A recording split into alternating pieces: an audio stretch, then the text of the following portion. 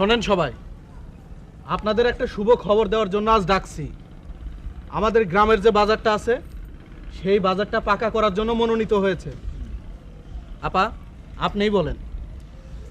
Chairman সাহেব ঠিকই বলেছেন, গ্রামের বাজারটা পাকা হবে, তবে একটা বিশেষ উদ্দেশ্য নিয়েই সেটা নির্মাণ করা হবে। গ্রামে স্থায়ী দোকান থাকবে মোট 6টি, আর সেই 6টি দোকান সবই বরাদ্দ পাবে গ্রামের দুস্থ মহিলারা। পাকা সেটা তৈরি হবে, তবে সেখানেও মহিলাদের জন্য শতকরা 20টি দোকান সংরক্ষণের ব্যবস্থা করা হয়েছে। এতক্ষণ তো ভালোই লাগতেছিল, কিন্তু এটা কি কথা কোন?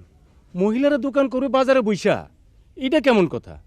এমন কথা বাপের জন্ম শুনি নাই। চাচা মিয়া, বাজারের এইসব দোকানগুলি যেসব মহিলারা করবে তাদের বাড়ি কিন্তু আপনাদের গ্রামেই, অথবা আপনার বাড়ির আশেপাশেই তারা থাকে।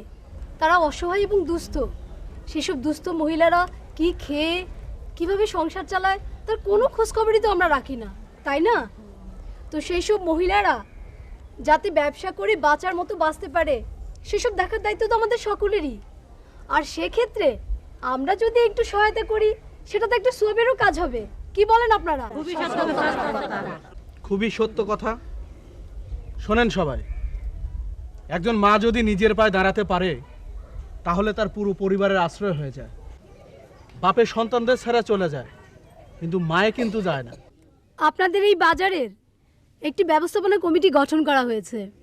এই ব্যবস্থাপনা কমিটির সভাপতি হচ্ছেন আপনাদের সবার পরিচিত ফয়জুদ্দিন ভাই। আরও 11 জন সদস্য আছেন, তাছাড়াও আছেন মহিলা মেম্বার আপা। উনারাই দোকান বন্টনের ব্যবস্থা করবেন, তবে দোকানের অনুমোদন দেবেন টিওনো সাহেব। তাহলে আপনারা আজকেই এই খবরটা গ্রামের সকল দুস্থ অসহায় মহিলাদের জানিয়ে দিবেন, ঠিক আছে?